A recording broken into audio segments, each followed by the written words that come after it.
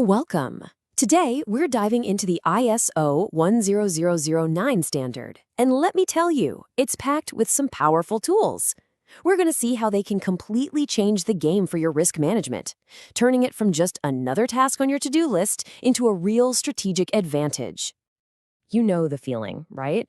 Risk management can sometimes feel like a total chore, just another box-ticking exercise.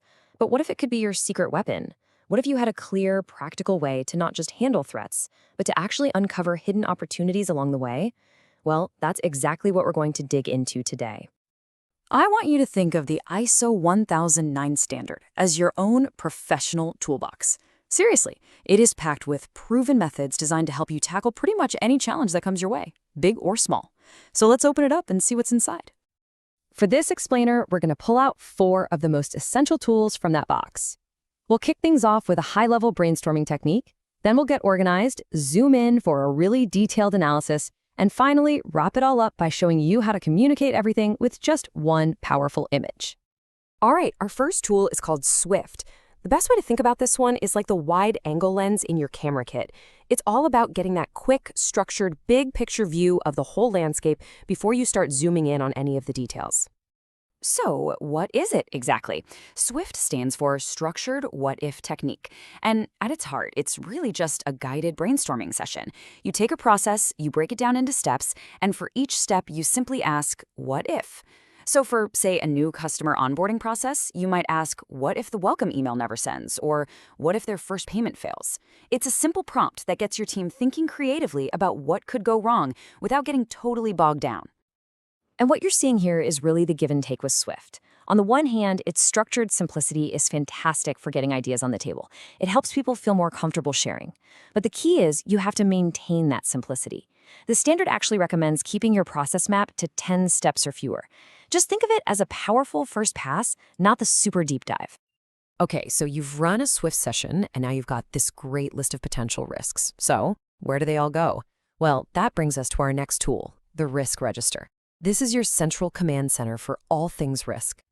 A risk register is basically the master logbook for everything related to risk. It's where you document every risk you found, you analyze it, you prioritize it, and this is the most important part, you track the actions you're taking to deal with it.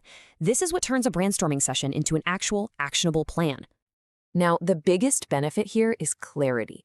Everything lives in one single document. But, and this is non-negotiable, a risk register has to be a living document. If you're not constantly updating it, it's not useful. And check out that last point, it's a great one. Sometimes, when you're defining a risk, like a supply chain issue, you might accidentally stumble upon an opportunity, like finding a better local supplier you never would have looked for otherwise. And here's what a typical one looks like. You can see the columns for the risk itself, its probability, its impact, but honestly, the most critical column on here is owner. Putting a name next to a risk ensures accountability. This format lets you track a risk all the way from the moment you identify it to its final residual risk after you've taken action. Now, what if you've got a really complex process or a critical product component that needs more than just a high-level glance? Well, for that, we pull out our next tool, FMEA. It's like swapping that wide-angle lens for a powerful microscope. So FMEA, that stands from Failure Mode and Effects Analysis, and it is all about getting ahead of problems before they can even happen. Let's just think about a simple coffee maker. A failure mode could be the heating element burning out, and the effect? Well, no hot coffee and a very, very unhappy customer. FMEA is the process of identifying all those potential failures before the product ever ships, analyzing what would happen, and then prioritizing which ones you absolutely have to fix first. And this tool is incredibly versatile. I mean, look at this. FMEA isn't just one thing. It's a whole family of tools, each one adapted for everything from product design and manufacturing all the way to software development and service delivery. The benefits are huge, no question. Catching problems early saves a ton of money on last-minute design changes and warranty claims. But, and this is a big but, it's only as good as how you use it. FMEA is a team sport, not a solo activity. Its success really hinges on having a skilled facilitator and, just like that risk register, treating it as a dynamic document that evolves right along with your project. And this really hammers home what makes an FMEA actually work. You need a cross-functional team, You absolutely must do your homework and come prepared, and you have to create an environment where people feel safe being honest about risk scores, not incentivized to score low just to avoid a little extra work. Getting these things right is absolutely critical. Okay, you've done all this fantastic, detailed analysis. Now, how do you communicate it to your leadership or your team in a way they can understand in like 5 seconds? That brings us to our final tool for today, the heat map. A heat map, which you might also hear called a traffic light system, is just pure, simple visual communication. It takes all that complex data from your risk register or FMEA and plots it on a simple matrix, using the universal language of red, amber, and green to show the level of risk at a single glance. The biggest benefit is its simplicity. Anyone can get it instantly. But there are a couple things you've got to watch out for. A tiny change in your data can flip a risk from amber to red, which might cause some unnecessary panic. And it's also really important to remember that a standard red-green map isn't accessible for colleagues with color blindness, so you might need to use other visual cues like patterns or shapes too. And here's exactly how it all comes together. On this matrix, you plot how often a failure might happen against how bad it would be if it did. So an event with low frequency and low severity, that lands in the green. We can just monitor that one. But a high frequency, high severity event, that shows up in bright red, screaming for immediate attention. It's an incredibly powerful way to focus your resources right where they'll have the biggest impact. So we've just unpacked 4 really powerful tools from the ISO 1009 toolbox.